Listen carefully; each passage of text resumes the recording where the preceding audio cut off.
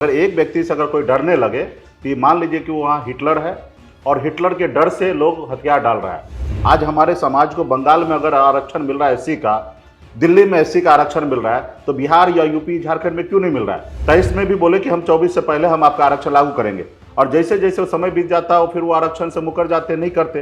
क्या मुकेश सहनी सिर्फ एक जाति का काम करके सिमट नहीं जाएंगे? हमारा जो एजेंडा है, जैसे मोदी जी का राम मंदिर बनाना था तो उन्होंने किया ना, तो हमारे लिए भी बेहतर है कि निषाद समाज को रिजर्वेशन देना, और जेन्युइन मांग है। मेरी लड़ाई, मेरे घर की लड़ाई तो हम ही को उठाना पड़ेगा, दूसरा कौन हमारे घर के बोझा को उठाने वाला है? 2 साल के अंदर आप कह रहे हैं कि आपके सीने पे छुरा घोंपा गया है।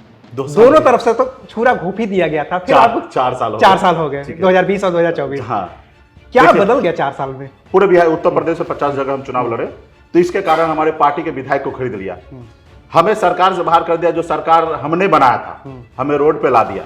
तो बताइए वो पीठ में क्या सीने पे खंजर मारा कि नहीं मारा? वो देखा कि एक गरीब मछुआरा का बेटा आज मंत्री बन गया है, 11 सीट ले लिया, अगर इसको नहीं रोकेंगे तो आने वाले समय में आज 11 लिया, कल 51 लेगा, इसको रोको। तो वो सिर्फ हमें नहीं, हमारे समाज को पीछे ढकेलने के लिए उन्होंने काम किया, अपने पैरों तले कुचलने का काम किया। कि आपका 7-8 साल का संघर्ष रहा था जिसकी परिणति आपको मंत्री पद। अरे आजादी के 77 साल के बाद पहली बार ऐसा हुआ कि कोई मल्लाह का बेटा अपने दम पे खड़ा हुआ। जो कल तक निषाद का बेटा एक टिकट मांगने के लिए मोहताज होता था, चप्पल घिस लेता था कि एक टिकट नहीं उसको देता था, आज जितने भी सरकारी संस्था है उसको प्राइवेट किया जा रहा है, उसको बेचा जा रहा है। तो ये बनाने वाला कौन है? कांग्रेस ही है। नेहरू जी ही बनाए हैं, इंदिरा जी बनाए, राजीव जी बनाए, अटल जी बनाए। मीडिया में खबरें तो ऐसी चल रही थी कि आपको ऑफर ये किया गया कि आप अपनी पार्टी का विलय कर लीजिए और आरजेडी के आप भी एक कद्दावर नेता बन जाइए। ये ऑफर बीजेपी वाले तो जरूर दिए थे। अच्छा, 2022 में प्रेशर दे रहे थे कि पार्टी को विलय कीजिए, हमारे साथ आइए, अगला मुख्यमंत्री आपको बनाएंगे और पार्टी मर्ज कीजिए। अच्छा तो ऑफर था आपके लिए? ऐसा ऑफर क्या मतलब? बिहार बीजेपी में नेताओं की कमी हो जाती है, आपके लिए कितना बढ़िया ऑफर था। वहां पर मुख्यमंत्री भी क्या किस काम का होता है? आपको डर नहीं लगता ईडी सीबीआई से? देखिए, गलत तरीके से लोग पैसा कमाएंगे उनको डर होगा, जो गलत तरीके से पैसा नहीं कमाया हो, सही तरीके से कमाया हो, सारा रुपया का एक रुपया का हिसाब जिसके पास हो, उसको भला किसी से क्यों डर होगा? और कई बार सब लोग आए भी, हिसाब किताब मांगे, नोटिस दिए, पेपर दिए, जिनको जो बताना था हमने बताया। समन मिला है आपको ईडी का?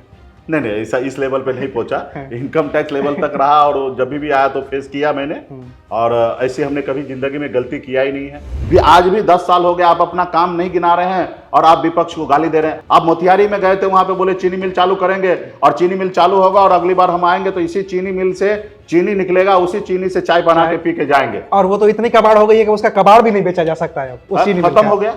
जब मंच होता है तो मंच में जनता की बात होगा, वहां पे मुद्दा वाली बात होगा, लेकिन आप उसको गौन कर देते हैं, आपस में नफरत फैलाते हैं। आप विकास क्या किए उसके बारे में बात होना चाहिए।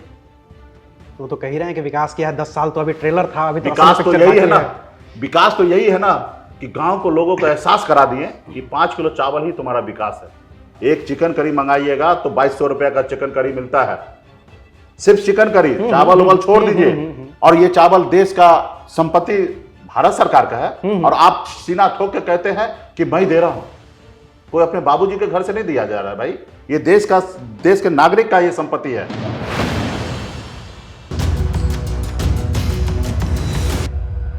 बिहार में 2015 में जब विधानसभा के चुनाव हो रहे थे तो वो चुनाव बेहद चर्चित था, और वो इस वजह से चर्चित हो रहा था क्योंकि उस वक्त एक महागठबंधन बना था जिसमें लालू प्रसाद यादव और नीतीश कुमार एक मंच पर साथ आ गए थे, और दूसरी तरफ थी बीजेपी। लेकिन उसी चुनाव में एक शख्स पूरे बिहार में अपने झंडे गाड़ रहा था।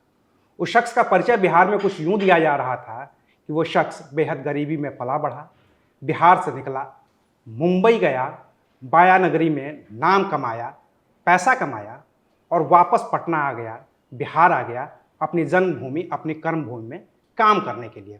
उस शख्स का नाम है मुकेश सहनी, जो फिलवक्त महागठबंधन में है, और इस वक्त महागठबंधन से 3 सीटों से 2024 का लोकसभा चुनाव लड़ने के लिए अपने प्रत्याशी उतारने की तैयारी कर रहे हैं।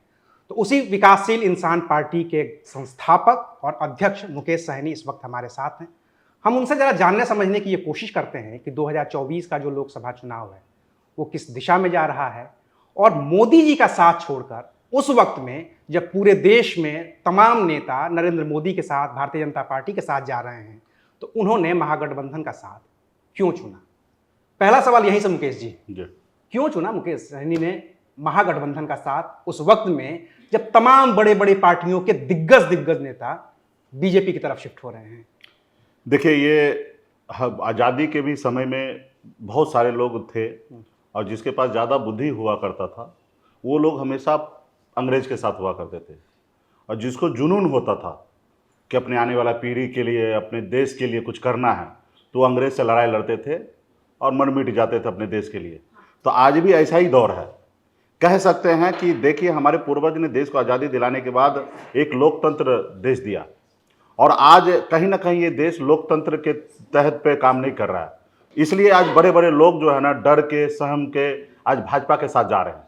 तो ये लोकतंत्र इसको नहीं कहते, इसको राजतंत्र कहते हैं। कि अगर एक व्यक्ति से अगर कोई डरने लगे, तो ये मान लीजिए कि वहाँ हिटलर है, और हिटलर के डर से लोग हथियार डाल रहा है। अगर लोकतंत्र होगा तो सब अपने अपनी बात को मजबूती से रखेगा। तो हम लोग चाहते हैं कि लोकतंत्र है, राजतंत्र ना हो। भले परिणाम जो भी हो भोगतेंगे, लेकिन हम, हमारे पूर्वज जो हमारे देश को लोकतंत्र दिया है, उस लोकतंत्र के साथ खड़ा रहेंगे, चाहे वो देश के बड़े से बड़े ताकत क्यों ना हो। हमारी लड़ाई क्या है? हमारी नरेंद्र मोदी से लड़ाई नहीं है, हमारी लड़ाई है देश के प्रधानमंत्री से। कि आप देश के प्रधानमंत्री है, करता धरता है, 140 करोड़ का माँ बाप है आप, और आपका कर्तव्य बनता है कि 140 करोड़ देशवासी को एक नज़रिए से देखना, चाहे वो हिंदू हो, मुसलमान हो, सिख हो, ईसाई हो, दलित हो, पिछड़ा हो, अगड़ा हो, हर किसी को एक नज़रिए से देखिए। लेकिन अगर उसमें भेदभाव कीजिएगा, किसी का काम कीजिएगा, किसी का काम नहीं कीजिएगा, तो ये सही नहीं है। आपने सामान्य वर्ग को 10% आरक्षण दिया, हमने विरोध किया? नहीं किया। हम भी मानते हैं कि उच्च जाति में जो भाई गरीब है, उनको सरकार से हर तरह का लाभ मिले ताकि उनकी ज़िंदगी आगे बढ़े। लेकिन जो दलित में है, पिछड़ा में है, जिनको बरसों से उसको सताया गया, परेशान किया गया, आज उनके बच्चे इलाज के अभाव में मर जा रहा, क्या उसका अधिकार नहीं है जीने का? आज हमारे समाज को बंगाल में अगर आरक्षण मिल रहा है एससी का, दिल्ली में एससी का आरक्षण मिल रहा है, तो बिहार या यूपी, झारखंड में क्यों नहीं मिल रहा है? मान लीजिए किसी कालखंड में किसी ने गलती किया, सर्वे सही नहीं किया, और उस समय में हमारे एससी में नहीं होकर हम ओबीसी में आ गए। तो आज आप, देश इतना विकसित हो रहा है, आप कह रहे हैं कि हम देश के हर नागरिक के साथ है, तो भाई निषाद के साथ क्यों नहीं है? आप हमारी समस्या को क्यों नहीं दूर कर रहे? हाँ, आप हमेशा हमारे सामने में आते हैं। 2014 में हमारे सामने में एग्रीमेंट साइन किया कि सहनी जी, हम आपके एजेंडा पे काम करेंगे। ये हिंदुस्तान में बहुत कम आदमी को भाजपा लिख के देता है। एक बार जरा पब्लिक के लिए ये बताइए, क्योंकि हम बिहार में बैठे हुए हैं, मुकेश सहनी आप हैं, निषाद समुदाय से आते हैं, क्या मांग है आपकी? मुकेश सहनी राजनीति में क्यों आए हैं? राजनीति में हम इसलिए आए हैं कि हमारे लोग बहुत गरीब हैं। लोग चांद पे घर बनाने के लिए सोच रहा है, लेकिन आज भी हमारे लोगों को इस धरती पर रहने के लिए घर नहीं है। बहुत गरीबी से जी रहा है। हम लोगों का पेशा है मछली मारना। आप देखिए कि जल स्तर सूखते जा रहा है। जो कल तक जहाँ तालाब था वहाँ बंजर होते जा रहा है। हम लोगों का जो पुश्तैनिक जो व्यवसाय था मछली पालन का, वो सब धीरे धीरे समाप्त हो रहा है। हम लोगों का पॉपुलेशन बहुत बड़ा है, तो रोजगार नहीं है, गरीबी है, इसके कारण पढ़ाई लिखाई, एजुकेशन नहीं है कि अच्छे जगह काम कर सकता है। तो हमारी लड़ाई है कि जो रिजर्वेशन हमारे समुदाय को बंगाल में मिल रहा है, जो रिजर्वेशन हमारे दिल्ली में मिल रहा है, वो रिजर्वेशन बिहार में लागू हो, ताकि हमारे बच्चे लोग पढ़ लिख कर थोड़ा बहुत सरकारी नौकरी में जा जाए। उनको सोशल तरीके से लोग मारपीट करते हैं, तो हमारे पास एक एक्ट होगा जो हमारे साथ लोग ज़्यादा अपने पावर का उपयोग नहीं करेंगे। तो हमारी लड़ाई है कि निषाद को रिजर्वेशन मिले एससी का, और इस पर कई बार देश के प्रधानमंत्री जी, गृह मंत्री जी ने बात माना है कि समय रहते हुए हम आपका काम करेंगे। 14 में भी उन्होंने बोला, 15 में भी बोले, 20 में भी बोले, अभी भी 23 तक बोल रहे थे। 23 में भी बोले कि हम 24 से पहले हम आपका आरक्षण लागू करेंगे। और जैसे जैसे वो समय बीत जाता है, फिर वो आरक्षण से मुकर जाते, नहीं करते। तो हमारी है कि हम लड़ाई लड़ेंगे। सफलता हमें आज हो या कल हो, जब जिसको भी मिले। आज आप प्रधानमंत्री हैं, हम कल आपको हटा देंगे, आपको बदल देंगे। कल राहुल गांधी जी बनेंगे, राहुल गांधी से उम्मीद रखेंगे वो आरक्षण लागू करे। हो सकता है कि राहुल गांधी जी भी आके ना पूरा करने का कोशिश करे, तो सोचेंगे भाई कोई और उस जगह पे आए। लेकिन जब तक सरकार हमारी बात को नहीं मानेगा, तब तक हम सरकार से लड़ते रहेंगे। लेकिन मुकेश जी, इसमें एक खतरा मुझे नजर आ रहा है व्यक्तिगत तौर पे। मुकेश सहनी राजनीति में आते हैं अपना जमा जमाया कारोबार छोड़कर, और निषाद समुदाय की लड़ाई लड़ते हैं कि उन्हें रिजर्वेशन मिले। आप नेता बन गए सिर्फ अगर निषाद समुदाय के, तो फिर तो वही बात हो गई कि आप एक पर्टिकुलर जाति की राजनीति करेंगे। और क्या मुकेश सहनी सिर्फ एक जाति की राजनीति करके, एक जाति का काम करके, एक जाति के लिए हक हुकूक की मांग करके सिमट नहीं जाएंगे? नहीं, देखिए, लिमिटेड जिसको कहते हैं। देखिए, हम लोग शहर में रहे हैं, गांव से निकले हैं, गरीबी से पले बड़े हैं, शहर में रहे हैं, दुनिया हमने देखा है। लेकिन एक परिवार भी तो कोई चीज़ होता है ना। हम दुनिया के लिए निश्चित तौर पे हम लड़ाई लड़ते हैं, लेकिन इंड ऑफ द जाके हम अपने परिवार के बीच में जाते हैं, और परिवार तो अपना होता है। तो आज निषाद समाज जो हमारा अपना परिवार है, हम जब मंत्री बने 18 महीना हम मंत्री रहे हैं, तो आप मेरा काम देख लीजिए। मैंने हर जाति धर्म के लिए हर योजना पे काम किया, हर जाति के लिए काम किया, कोई एक जाति के लिए काम नहीं किया। लेकिन मेरी जो एजेंडा है, जिसके कारण हम जन्म लिए, उसको कैसे हम भूल जाएंगे। राजनीतिक जन्म, राजनीतिक जन्म कह सकते हैं, पॉलिटिकल जन्म हम हुआ। हमारी एजेंडा ही था कि निषाद को रिजर्वेशन दिलाना, इसीलिए आंदोलन हुआ। आंदोलन से हम उभर के पॉलिटिकल पार्टी बना लिए। तो हमारा जो एजेंडा है, जैसे मोदी जी का राम मंदिर बनाना था, भारतीय जनता पार्टी का राम मंदिर बनाना था, या धारा 370 हटाना, तो उन्होंने किया ना। उनको लगा कि ये हमारे लिए बेहतर है, तो हमारे लिए भी बेहतर है कि निषाद समाज को रिजर्वेशन देना, और जेन्युइन मांग है। और उसके बाद जब हमको पावर मिलता है तो हर जाति धर्म को हम देखते हैं। आज हमने 2020 में चुनाव लड़ा, हर जाति धर्म को टिकट दिया, तो हमारे सब जाति धर्म से लोग चुनाव जीत के आए। हम भी मंत्री बने, हर जाति धर्म के लिए काम किया। कभी आप हमारे ऊपर आप दिखा दीजिए कोई आरोप लगाया हो कि मुकेश सहनी पर्टिकुलर एक जात के लिए काम किया है। तो आज हम मंच पे जाते हैं, बात करते हैं, सबकी बात करते हैं, SC ST OBC सभी जाति धर्म की बात करते हैं। हाँ, ये बात कह सकते हैं कि विशेष हम निषाद समाज की बात करते हैं, करना भी चाहिए। अगर हर आदमी अपने अपने लोगों को न्याय दिला दे, तो यही तो हमारा देश का खूबसूरती है। आज हमारे लोगों को कोई और नहीं देखा, और लोगों ने काम नहीं किया, इसलिए आज हमें करना पड़ रहा है। आज अगर मान लीजिए कि मोदी जी कर देते, या अटल जी के समय में काम हो जाता, या नेहरू जी के समय में काम हो जाता, तो आज हमको ये रिजर्वेशन के लिए आवाज़ को नहीं उठाना पड़ता। और मेरी लड़ाई, मेरे घर की लड़ाई तो हम ही को उठाना पड़ेगा। दूसरा कौन हमारे घर के बोझा को उठाने वाला है। आज हमारे घर पे बच्चे की शादी होगा, तो उसके घर पे बारात आएगा, कैसे स्वागत करना, कैसे व्यवस्था करना, वो हम ही को देखना रहता। हाँ, अगल बगल के लोग सहयोग कर देते। तो आज सभी लोग हैं, सभी के लिए है, निषाद समाज के लिए भी है, सभी जाति धर्म के लिए। इसमें अपने पॉलिटिकल करियर में कोई खतरा नहीं देखते कि अगर सिर्फ निषाद नहीं, मेरा देखिए पॉलिटिकल कैरियर, हमको हमारे नेता, हमारे लोग हमको नेता मान रहे, तो मैं नेता हूं। कल से मुझे वो छोड़ देंगे, कल से हम जीरो हो जाएंगे। और ये राजनीति करने का तो ठीक है, एक पॉलिटिकल पार्टी बना तो आज लीडर बन के काम कर रहे, ये तो सोच कभी नहीं था। हम तो बॉम्बे में जाके अपनी बेहतर जिंदगी जी रहा था, ऐशोआराम की जिंदगी जी रहा था, हजारों लोगों के साथ काम कर रहे थे। ये तो एक जुनून आया कि अपने लोगों के लिए काम करना, यहाँ पे आए हैं। और मैं कोई ऐसा काम नहीं करूँगा कि किसी ऐसे अन्य जाति धर्म के लोगों को बुरा लगे, तो ये ज़िंदगी में कभी काम नहीं करेंगे। हाँ, अपने घर का जो समस्या है उसके लिए मजबूती से अड़े रहेंगे और काम करेंगे। अच्छा, अब थोड़ा वर्तमान पे आते हैं। ये चूंकि आपका पूरा पॉलिटिकल करियर की बात हो गई, 2 साल में ऐसा क्या बदला? 2022 में प्रेस कॉन्फ्रेंस हो रही थी और आप बीच में छोड़ करके चले गए, कहा गया कि आपके पीठ में छुरा घोंपा गया है, और 2 साल के अंदर आप कह रहे हैं कि आपके सीने पे छुरा घोंपा गया है। दोनों तरफ से तो छुरा घोंप ही दिया गया था। फिर 4 साल 4 साल हो गए, 2020 और 2024। हाँ, क्या बदल गया 4 साल में? नहीं, निश्चित तौर पे उस समय में मैं महागठबंधन में था, और हमारी इंटरनल पॉलिसी था कि कुछ हमें सीट मिलेगा, हम सरकार बनेगा तो उसमें डिप्टी CM होंगे, और ऐसी कुछ बातें था। लेकिन उस एंड टाइम पे पॉलिसी में थोड़ा बदलाव आया कि आज नहीं, बाद में हम घोषणा करेंगे। राज्य में आचार संहिता लगा हुआ था।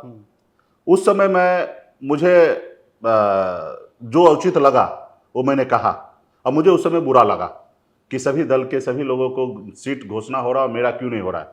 तो उस समय में राजनीति भी अनुभव मेरा कम था, पेशेंस में नहीं रख पाया, और निश्चित तौर पे जो उस समय में बोला वो बोला, और मुझे लगता है वो बोलने से मेरी भी नुकसान हुआ, और जो हमारे साथ में उस समय पार्टनर थे तेजस्वी जी, उनको भी नुकसान हुआ, क्योंकि जितने वोटों का अंतर था, अगर आप साथ रहे होते तो शायद स्थिति ये हम मानते हैं, तेजस्वी जी भी मानते हैं कि हम दोनों का नुकसान हुआ, और जल्दीबाजी में फैसला ले लिया गया। उसके बाद आइए कि हमारे दम पर बिहार में सरकार बना, हमारे 4 विधायक बन के आए, हम मंत्री बने, हमारे समर्थन से मुख्यमंत्री बना। बिल्कुल, उस सरकार में हम काम कर रहे थे, अच्छा काम कर रहे थे।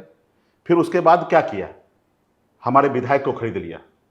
सिर्फ हम ऊंची आवाज में बात करते थे कि हमारे समाज को आरक्षण दीजिए, और इसके लिए यूपी में जाकर हम चुनाव लड़ गए। अब बताइए, लोकतंत्र में हमारा अधिकार है ना चुनाव लड़ना, हम यूपी में जाकर चुनाव लड़ गए, बैरिया से बलिया, पूरे बिहार उत्तर प्रदेश में 50 जगह हम चुनाव लड़े। तो इसके कारण हमारे पार्टी के विधायक को खरीद लिया, हमें सरकार से बाहर कर दिया। जो सरकार हमने बनाया था, हमें रोड पे ला दिया। तो बताइए, वो पीठ में क्या सीने पे खंजर मारा कि नहीं मारा? वो देखा कि एक गरीब मछुआरा का बेटा आज मंत्री बन गया है, 11 सीट ले लिया, अगर इसको नहीं रोकेंगे तो आने वाले समय में आज 11 लिया, कल 51 लेगा, इसको रोको। तो वो सिर्फ हमें नहीं, हमारे समाज को पीछे ढकेलने के लिए उन्होंने काम किया, अपने पैरों तले कुचलने का काम किया। तो वहीं से हम रोड पे आ गए।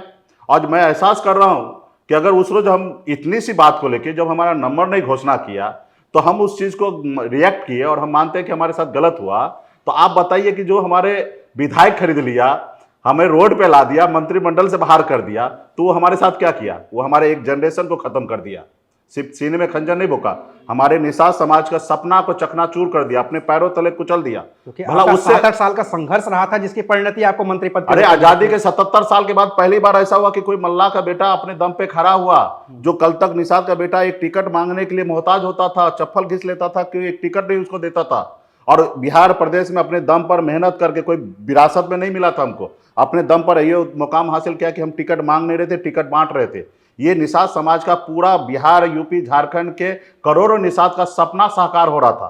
तो भाजपा ने वो सपना को चूर चूर किया, अपने पैरों तले कुचला, और उसके बाद हम रोड पर उतर के अपने लोगों के साथ संकल्प यात्रा के तहत आज बिहार में, यूपी में 40 लाख से अधिक निषाद परिवार है, हाथ में गंगा जल लेके संकल्प ले लिया है कि हर हाल में अपने हक अधिकार के लिए लड़ाई लड़ेंगे, अपने बच्चे के भविष्य के लिए सोचेंगे। हमारी पार्टी, हमारे दल जहाँ पे होगा वहाँ पे हम अपनी वोट को गिराएंगे, और मजबूती से इस चुनाव में आप देखिएगा बड़ा रिजल्ट आएगा। हम कितना सीट जीतेंगे नहीं जीतेंगे इसकी दावा आज नहीं करेंगे, हम उम्मीद करते हैं कि हम मैक्सिमम सीट जीते, हमारे देश में सरकार बने, हमारे विचारधारा की बात हो तो, लेकिन हम आने वाले समय में बिहार में एक चौंकाने वाला रिजल्ट आपको दिखेगा। लेकिन एक चीज मैं भी अभी यही समझना चाहता हूं, आप जिस हक हुकूक की बात कर रहे हैं, जिस आरक्षण की बात कर रहे हैं, वो आरक्षण वही दे सकता है जो केंद्र में प्रधानमंत्री होगा, केंद्र में जिसकी सरकार होगी। और फिलहाल की परिस्थितियों में क्या ऐसा लग रहा है कि महागठबंधन इतना एक्टिव है कि वो केंद्र में सरकार तो फिलहाल तो बनती नहीं? देखिए ईमानदारी की बात, हम 10 साल से तो मोदी जी के पीछे थे, और हमने 10 साल से उनको बना कर देख लिया, और ये तो एहसास कर लिया कि वो करेंगे नहीं, ये तो मान लिया मैंने कि वो नहीं किया और ना करेंगे। तो अब हम ये तो उम्मीद करें कि मेरे पास अभी कम से कम 30 साल एक्टिव राजनीति करने का उम्र है, अभी मैं 42-43 में पहुंचा हूं, और कम से कम 30 साल एक्टिव राजनीति में करूंगा, तो 30 साल में तो मैं बदल दूंगा ना। दिल्ली में हमारे विचार के, हमारे समर्थन से सरकार बनेगा, जैसे बिहार में हमारे समर्थन से सरकार बना था। नीतीश जी का कुर्सी का 4 टंगरी में से 1 टंगरी मेरा था, जब भी खींच देते सरकार गिर जाता। तो ये पावर तो दिल्ली में भी बनेगा। अब मैं संविधान के दायरे में रहकर अपने लोगों के लिए काम करूंगा, मैं संविधान से ऊपर जाकर नहीं काम करूंगा, संविधान को सर्वोपरि मान के काम करूंगा। और संविधान में अगर है, मेरा अधिकार है कि मुकेश सहनी को, निषाद समाज को आरक्षण मिले, तो मैं संविधान से उम्मीद करूंगा कि समाज को आरक्षण मिले। अगर संविधान में नहीं है तो नहीं होगा। तो हम चाहेंगे कि बदल दें, क्योंकि एक तो हमने ट्राई कर दिया 10 साल कि मोदी जी नहीं किए, तो अभी मेरे पास यही ट्राई करने का रह गया है जीवन में संघर्ष की, मोदी जी को हटाए, और जो सामान्य विचारधारा वाला लोग है, और राहुल गांधी जी का भी है कि भाई जिनकी जितनी आबादी है उतनी उनकी आरक्षण हिस्सेदारी मिलना चाहिए, महिला को रिजर्वेशन मिलना चाहिए, तमाम। अब मैं वही कह रहा हूं कि ये तो 60 का नारा है कि जिसकी जितनी हिस्सेदारी, जिसकी जितनी संख्या भारी उसकी उतनी हिस्सेदारी। लेकिन आज तो देखिए मुख्य विपक्षी पार्टी तो कह रहे हैं ना भाई, ये ठीक है, लेकिन आज तो ये तो हो गया ना कि मुख्य विपक्षी पार्टी आज के तारीख में देश में कांग्रेस है। और देश में कांग्रेस बड़ा, आज भले कोई आदमी बाप दादा का संपत्ति बेच रहा है, लेकिन अर्जने का काम तो कांग्रेस ही किया है। आज जितने भी सरकारी संस्था है उसको प्राइवेट किया जा रहा है, उसको बेचा जा रहा है, तो ये बनाने वाला कौन है? कांग्रेस ही है। नेहरू जी ही बनाए हैं, इंदिरा जी बनाए, राजीव जी बनाए, अटल जी बनाए, लेकिन आज उसको लोग बेच रहे हैं, खत्म कर रहे हैं। तो आने वाला समय में हम तो ये उम्मीद करते हैं कि यही 2024 में ही हमारे इंडिया गठबंधन की सरकार बनेगा, और हम जब सरकार बनेगा तो हम मजबूती से बात रखेंगे। और राहुल गांधी जी का भी नारा है कि हर किसी का सम्मान हो, तो सम्मान के तहत हमारे लोगों को आरक्षण देंगे, और नहीं देंगे तो फिर विचार होगा। लेकिन अभी तो हम तो उम्मीद यही करें कि मोदी जी को हटाएं और पहले बैठाएं, और 10 साल उनको देखे थे, इनको भी 5 साल देखे। तेजस्वी जी से क्या बात हुई आपकी महागठबंधन में आने के समय? क्योंकि देखिए मीडिया में खबरें तो ऐसी चल रही थी कि आपको ऑफर ये किया गया कि आप अपनी पार्टी का विलय कर लीजिए और आरजेडी के आप भी एक कद्दावर नेता बन जाइए, आपको एक सिंबल मिल जाएगा, बड़ा सिंबल जो बिहार में किसी परिचय का मोहताज नहीं है। आपका पुराना सिंबल जा चुका था, नाव जो थी, आपको नया सिंबल मिला लेडीज पर्स, उसको आपको पहुंचाने में भी वक्त लगेगा। तो आपके लिए तो आसान था ना कि लालटेन के सिंबल पे आते, लड़ते, हक हुकूक की भी बात करते, सारी चीजें हो जाती। देखिए ऐसी कोई बात नहीं है, जहां भी खबर है वो गलत खबर है, और रहा कि सबका अपना अपना विचार है। निषाद समाज ने खून पसीना बहा के अपने दल, अपने पार्टी को बनाया है, और ये मेरा कोई अधिकार नहीं कि ये पार्टी को किसी के सामने बेच दे, विलय कर दे। हाँ, ये ऑफर बीजेपी वाले तो जरूर दिए थे। अच्छा, 2022 में प्रेशर दे रहे थे कि पार्टी को विलय कीजिए, हमारे साथ आइए, अगला मुख्यमंत्री आपको बनाएंगे और पार्टी मर्ज कीजिए। अच्छा तो ऑफर था आपके लिए? ऐसा ऑफर क्या, मतलब बिहार बीजेपी में नेताओं की कमी हो जाती है, आपके लिए कितना बढ़िया ऑफर था। वहां पर मुख्यमंत्री भी क्या किस काम का होता है? आप देखिए ना। है ही नहीं ना, बीजेपी का तो मुख्यमंत्री यहाँ पे आज तक कभी नहीं, बीजेपी के पास मुख्यमंत्री भी बन के वहां पे क्या काम का होता है? जो ऊपर से ऑर्डर होता है उसको फॉलो करना है, नहीं सुनिएगा तो वहां से निकाल दिया जाएगा। अब फिर देखिए कि हमारी विचारधारा है कि हम यहाँ पे गुलामी ना करें, हमारी स्वतंत्र, हमारी अपनी पार्टी है, हम अपनी बात को मजबूती से रखें। आज जितना बात मैंने अपने आपके इंटरव्यू में रखा, क्या संभव था किसी पार्टी किसी दल के साथ मैं जुड़ा रहता तो मैं इतनी बोल्डली बात रख सकता था? नहीं रखता, क्योंकि वहाँ पे उस पार्टी का प्रेशर होता, उस नेता का प्रेशर होता, उनको सर्वोपरि मान के हमको अपनी बात को बोलना पड़ता। लेकिन आज यहाँ पे स्वतंत्र हम आज़ाद है, क्योंकि हम अपनी पार्टी का खुद लीडर है। आज हमारी पार्टी में भी तरीके से बाहर जाकर कोई नहीं बोल सकता है, और कोई भी चीज़ बात करने के लिए उनको पहले से परमिशन लेना पड़ेगा। ये हर पार्टी का रूल हर है। पार्टी का अपना। हाँ, तो उसके लिए ये सब असंभव है, कभी नहीं होगा। पहली बार गरीब का बेटा अपनी पार्टी बनाया, टिकट बांट रहा है। भला आपको कहाँ से तकलीफ हो रहा है भाई? आज़ादी के 75 साल के बाद मल्ला का बेटा अगर टिकट बांट रहा है, आज हमारे दरबार में हर जाति धर्म के लोग आते हैं टिकट मांगने के लिए। आज हमारे लोगों को बहुत खुशी होता है कि कल तक हम लोग दूसरे की इधर चप्पल घिस देते थे, एक टिकट मांगते थे, नहीं मिलता था। आज हमारे लोग बड़े बड़े लोगों को लेके आते हैं, सर ये अच्छा कैंडिडेट है, इनको टिकट दिया जाए। तो आज उसको खुशी को क्यों छीन रहे हैं आप लोग? नहीं हम लोग छीन नहीं रहे हैं, हमें तो। अच्छा, एक चीज और है कि चूंकि आपने जितना भी मुकाम बनाया है खुद व्यक्तिगत तौर पे बनाया है, अपनी मेहनत से बनाया है। एक चीज होती है कि पैसा कमाया है, और जो भी थोड़ा सा पैसा कमाया है उसको डर होता है ईडी का और इनकम टैक्स का। सीबीआई का तो नहीं खैर, लेकिन ईडी और इनकम टैक्स का तो डर होता है। कांग्रेस के तमाम दिग्गज नेता जिन्होंने थोड़ा सा भी पैसा कमाया है उनको भी डर लगता। आपको डर नहीं लगता ईडी सीबीआई से? देखिए, गलत तरीके से लोग पैसा कमाएंगे उनको डर होगा। जो गलत तरीके से पैसा नहीं कमाया हो, सही तरीके से कमाया हो, सारा रुपया का एक एक रुपया का हिसाब जिसके पास हो, उसको भला किसी से क्यों डर होगा? ये देश हमारा है भाई, किसी का जागीर नहीं है। और हमको पता है कि कोई भी ईडी हो, सीबीआई हो, कोई भी हो, इनकम टैक्स हो, मुझे उसका परवाह नहीं है। सभी का सम्मान है। और कई बार सब लोग आए भी, हिसाब किताब मांगे, नोटिस दिए, पेपर दिए, जिनको जो बताना था हमने बताया। समन मिला है आपको ईडी का? नहीं, ऐसा इस लेवल पे नहीं पहुंचा। इनकम टैक्स लेवल तक रहा, और जब भी आया तो फेस किया मैंने। और ऐसे हमने कभी जिंदगी में गलती किया ही नहीं है, तो भला हमारे पास क्यों लोग आएगा? और पिछले 8-10 साल से तो हम बिजनेस से ही दूर हैं। सवाल इसलिए है ना क्योंकि इंडिया गठबंधन जिस ब्लॉक का आप हिस्सा हैं, उसी पार्टी के तमाम नेता दिल्ली से लेकर के आपके पड़ोसी राज्य झारखंड तक के जेल में हैं इसी ईडी के चक्कर में। नहीं, ये बात सही है, ये देश में ये फैक्ट है। आज आप सवाल कर रहे थे, ये तो बात सही है ना ये, लेकिन हमारे देश के लिए सही नहीं है ना। आप विपक्षी नेता को ईडी सीबीआई के डर दिखा के अपने पक्ष पाले में कर लेना, ये बताइए कहाँ तक सही है? गलत किया तो उसको दंड कीजिए। सिर्फ ईडी का सम्मन भेजकर और आपके पार्टी को डोनेशन दे दे और फिर सम्मन वापस ले लीजिएगा, ये कहाँ तक सही है? फिर ईडी के डर दिखा के अपने पार्टी में मर्ज करा लेना, अपने पार्टी के पदाधिकारी बना लेना, बताइए कहाँ तक जायज है? क्या ये देश हमारा ऐसा चलेगा? इसलिए 500-550 राजा बलिदान देकर अपने राजपाट को, सरकार को सौंप दिया, राजतंत्र से हटा के लोकतंत्र लाया। इसलिए तो ये जो हो रहा है, इसी के लिए हम लोग विरोध में खड़ा है कि ये सही नहीं है।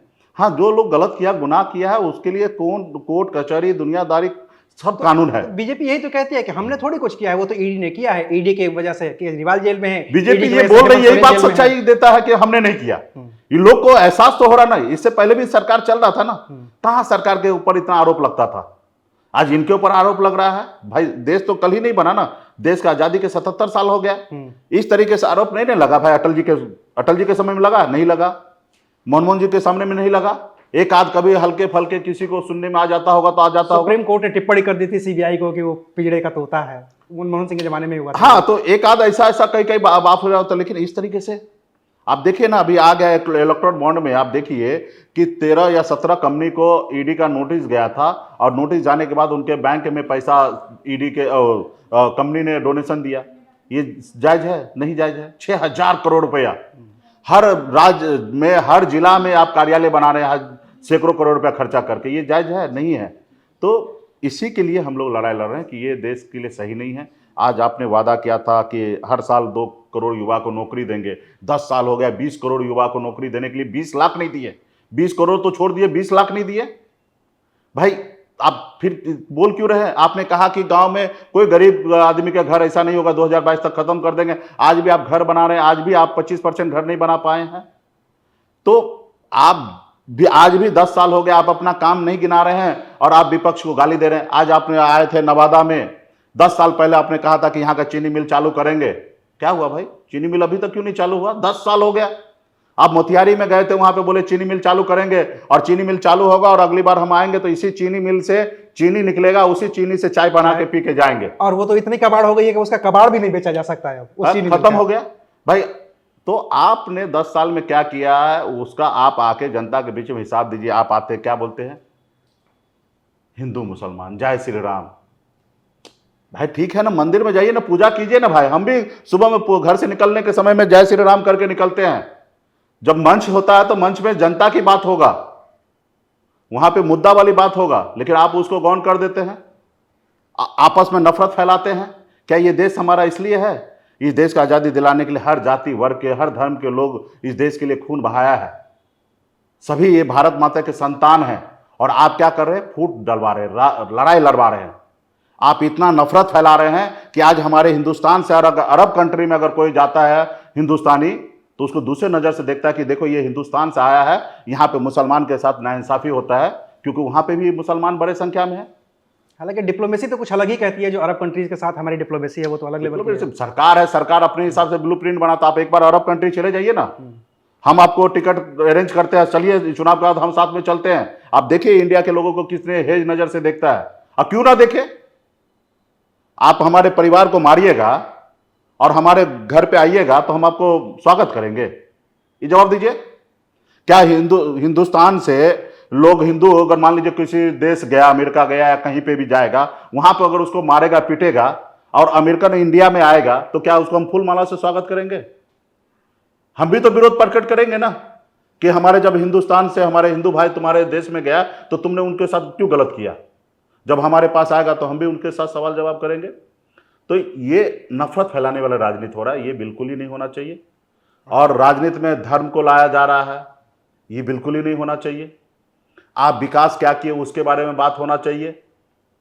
वो तो कह ही रहे हैं कि विकास किया है, 10 साल तो अभी ट्रेलर था, अभी विकास तो यही है ना, विकास तो यही है ना कि गांव को लोगों को एहसास करा दिए कि 5 किलो चावल ही तुम्हारा विकास है।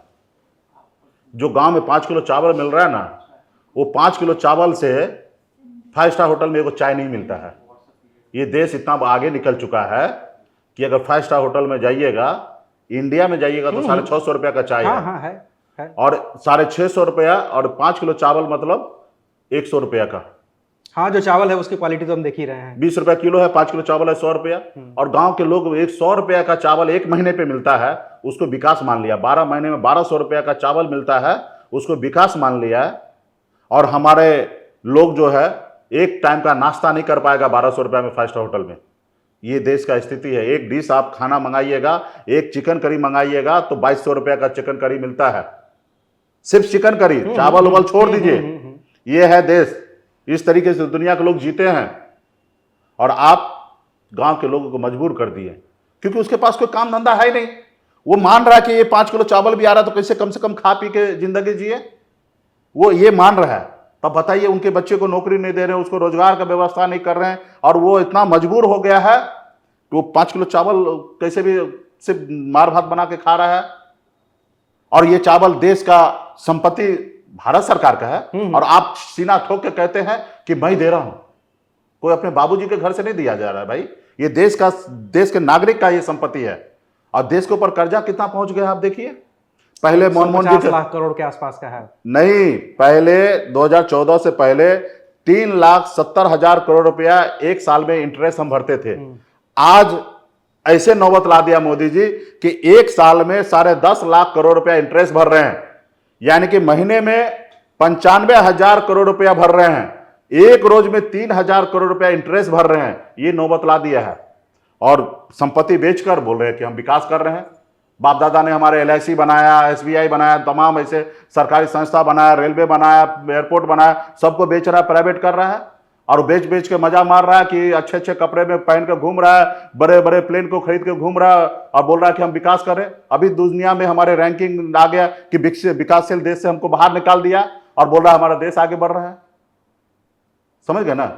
तो इसी चीज से हम अपने लोगों को जागरूक कर रहे हैं कि ये जो बोल रहे हैं ना, सब चीज खरीद लिया, टीवी, मीडिया, पेपर, हर चीज खरीद लिया। नहीं, ऐसा सब खरीद लेते तो फिर हम लोग कहाँ बैठे होते आपके साथ। देखिए, दिल पे हाथ रख के बोलिए। दिल पे ही तो हम ये भी मानते हैं। हाँ। सब मतलब देखिए 50% से ज्यादा खरीद लिया मतलब उसका हो गया।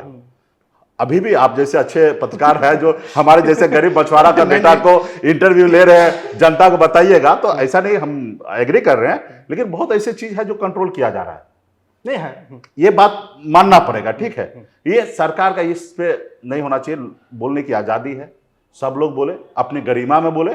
आज हम भी इतना देर से बोल रहे हैं, आजादी की हमारे संविधान ने हमें ताकत दिया इसलिए बोल रहे हैं, और गरिमा में ही बोल रहे हैं।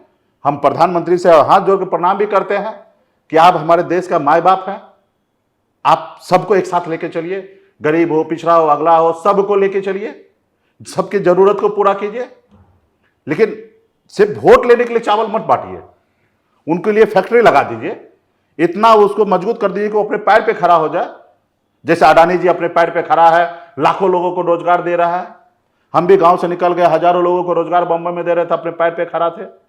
तो इस तरीके का व्यवस्था कीजिए कि गरीब का बेटा भी अपने पैर पे खड़ा हो जाए, रोजगार दे, इंटरनेशनल लेवल पे मार्केटिंग करे, बिजनेस करे, हर जगह से हर तरह से हमारे इंडिया में हर चीज का उत्पाद हो, अलग अलग क्लस्टर में। लेकिन ये सब नहीं करके आप क्या कर रहे हैं, नफरत की राजनीति कर रहे हैं। अच्छा, बिहार पे लौटते हैं मुकेश जी।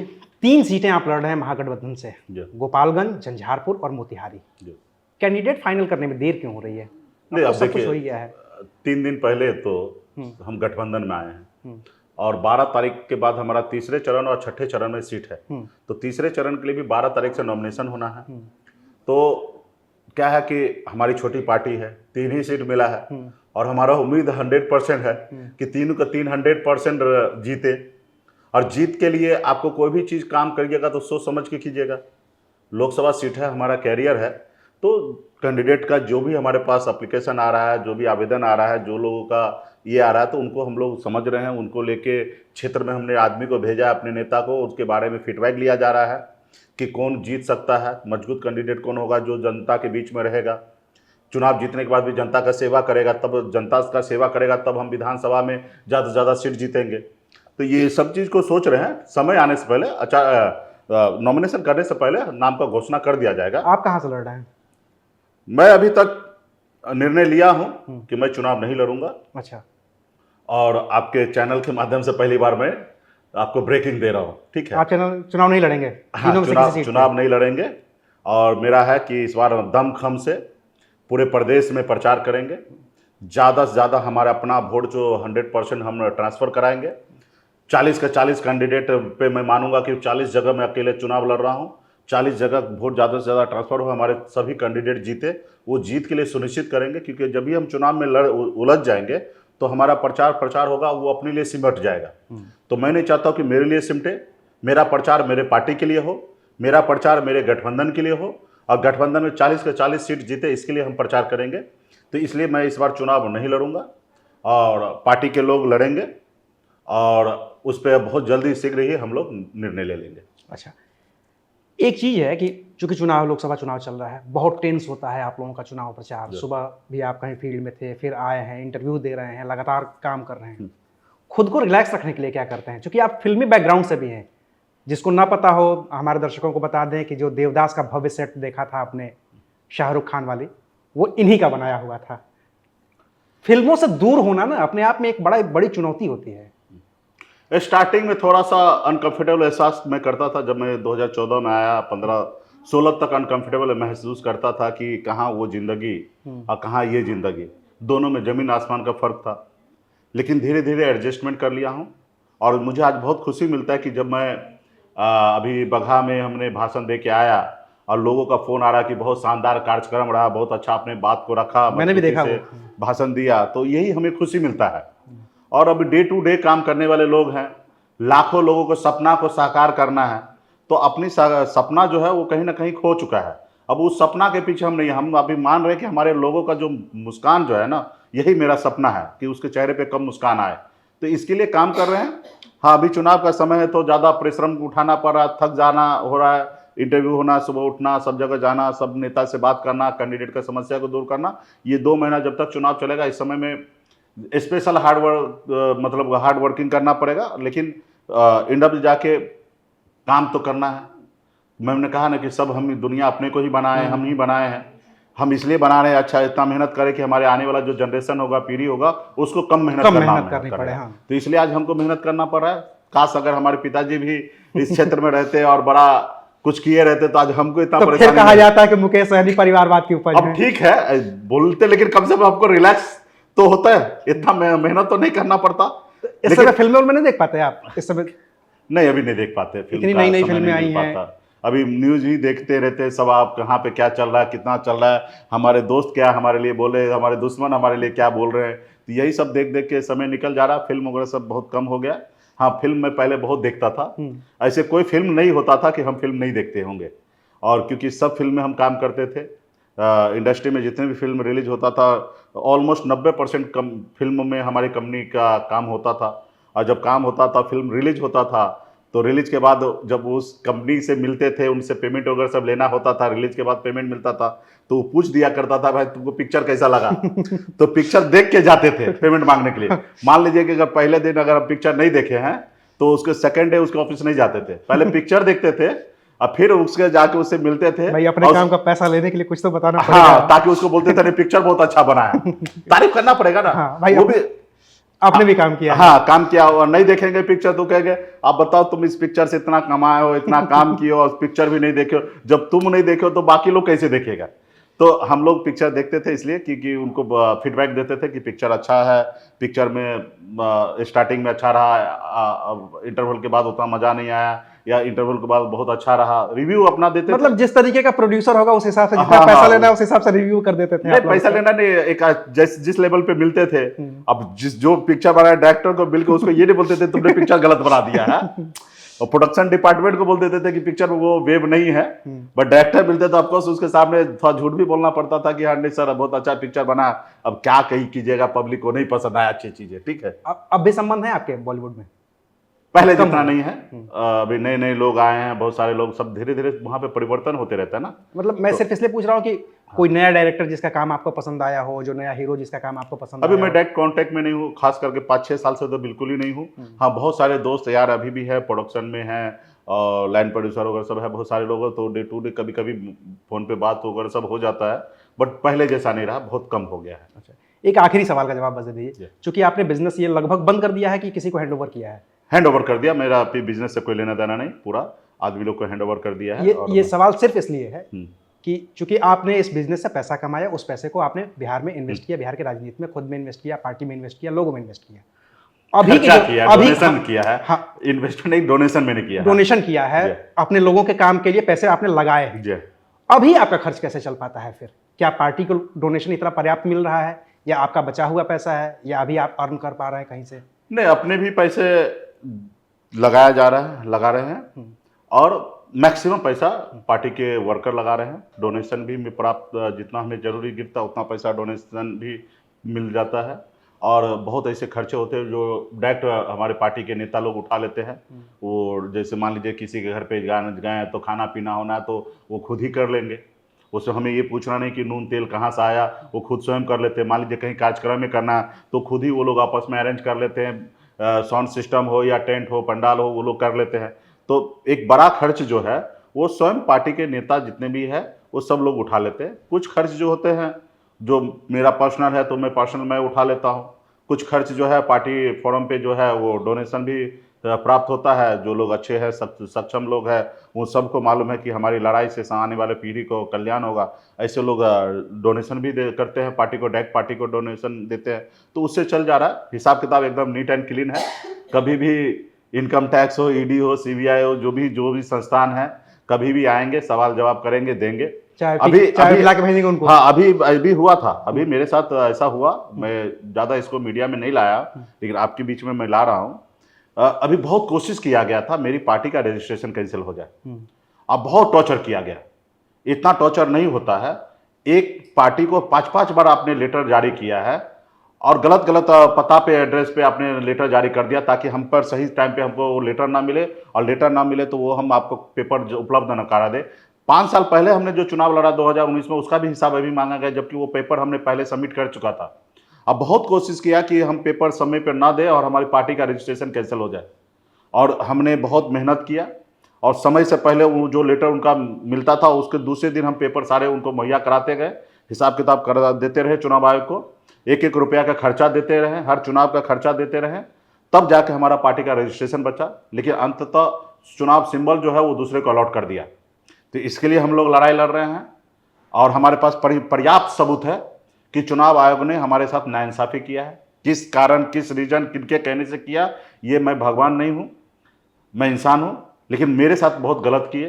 तो इसको आने वाले समय में चुनाव के बाद हम इसको कानूनी प्रक्रिया पे लेके जाएंगे। हमें न्याय पे पूरा भरोसा है, भारत के न्याय पे, कि हमारे साथ न्याय होगा।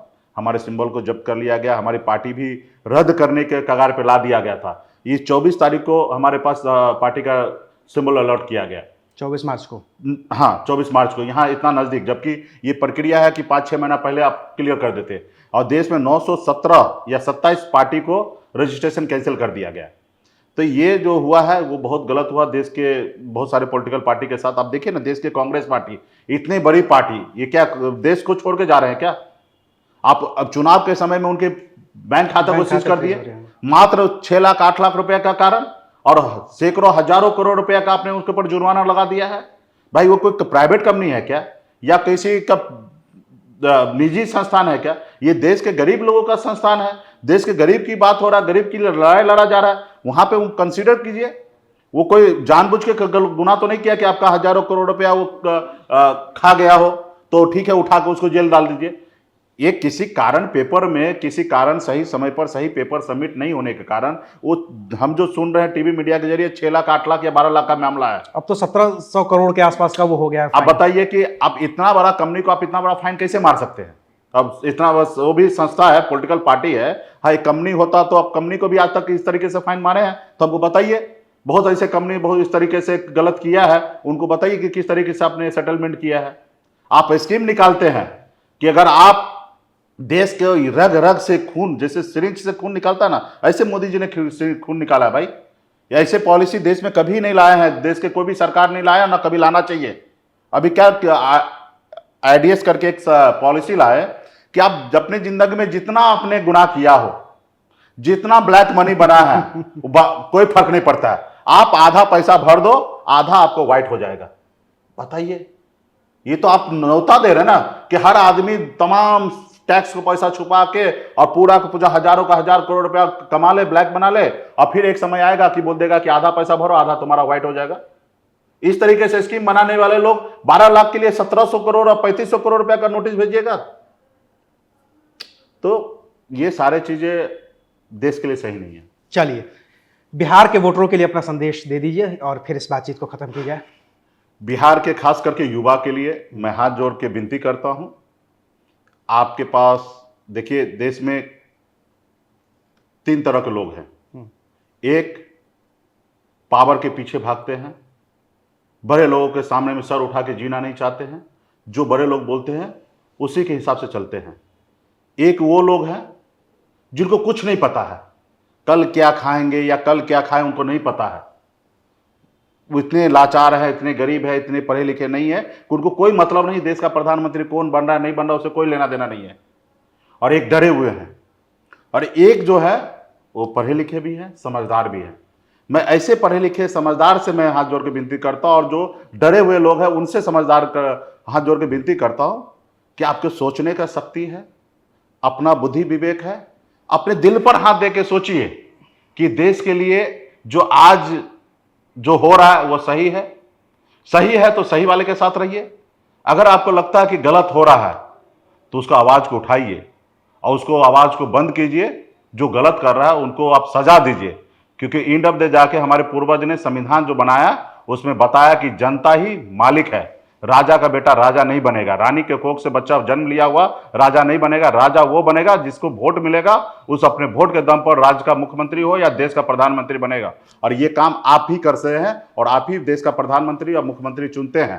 तो आप अपने दिल पर हाथ देकर, ये देश आपका और हमारा है, किसी का बपोटी नहीं है, ये सोचिए और समझकर अपने वोट को गिराइए। चलिए, इसी नोट के साथ हम बातचीत को खत्म करते हैं। शुक्रिया मुकेश जी, आपने वक्त दिया। ये थे मुकेश सहनी, जो विकासशील इंसान पार्टी के अध्यक्ष हैं और फिलवक्त महागठबंधन से बिहार में 3 सीटों गोपालगंज, झंझारपुर और मोतिहारी से चुनाव लड़ रहे हैं। शुक्रिया। आप देख रहे थे अनकट।